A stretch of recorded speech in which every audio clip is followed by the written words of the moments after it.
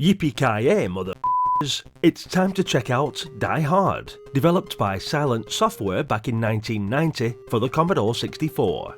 A port of the 1989 DOS game, this is a side-on action shooter with some survival mechanics thrown in. You play as Detective Lieutenant John McClane, a loose cannon cop from the NYPD who can't help but get stuck in the wrong places at the wrong times.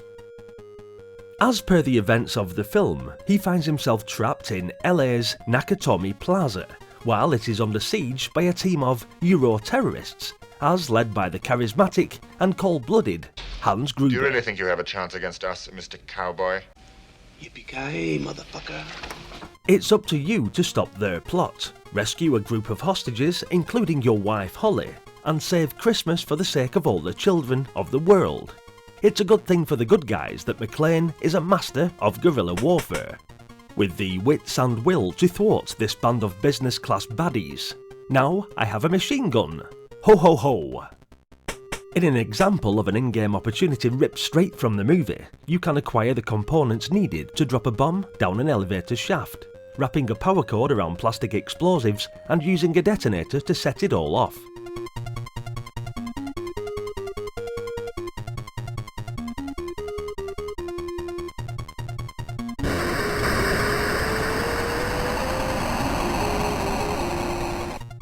In seeking out the specific goons carrying these three items, you can effectively save yourself having to deal with a handful of enemies that would otherwise appear later in the game, should they go unexploded. Come out to the coast, we'll get together, have a few laughs. This and several similar opportunities like picking up a CB radio so you can keep tabs on what the terrorists are doing and how far they are from completing their goal of removing all 7 locks from the main vault, which are shown by the locks bar in the top left hand corner. If you take too long to complete the game, all 7 locks will eventually bypass and the terrorists will destroy the building, causing your game to end. Yippee-ki-yay, motherfucker.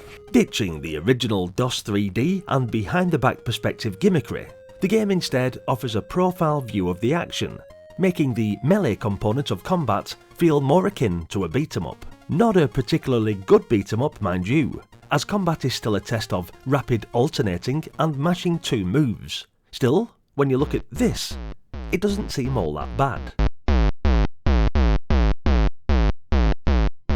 But on the plus side, this also means that firing your gun is as simple as lining McClane up vertically and firing away. You'll even be treated to a view of enemy health bars, so you'll know exactly where you're hitting and missing. This all has the cumulative effect of making combat more bearable, and encouraging a gun-forward approach where you can quickly shoot terrorists dead and grab immediate replenishments of ammo off their corpses. While this might diminish the sense of scrappy survival that its predecessor aimed for, it still makes for an entirely more accessible game by comparison. Visually, Die Hard is nothing special, since all the rooms and corridors look almost identical, but somehow the game just works. You really do feel like you are stuck in a skyscraper, and the game is very claustrophobic and stifling. However, intermission screens which pop up occasionally as the events of the movie unfold are pretty neat as well, and the end sequence of Hans falling to his death while you embrace Holly makes for a great finale.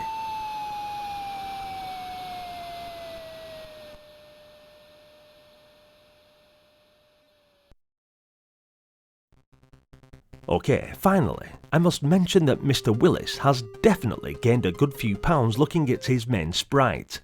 The pokey character sprites look more like weebles than tough cops or terrorists.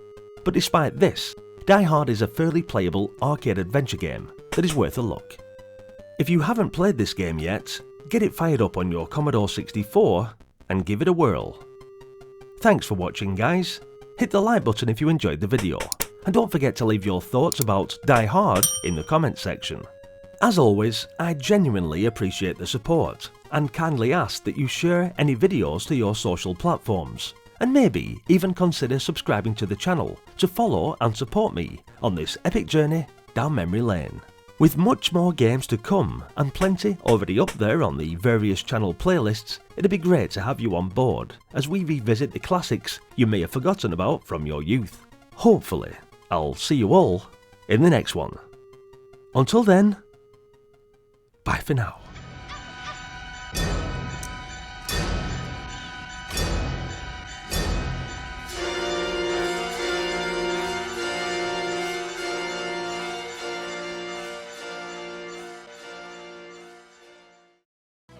You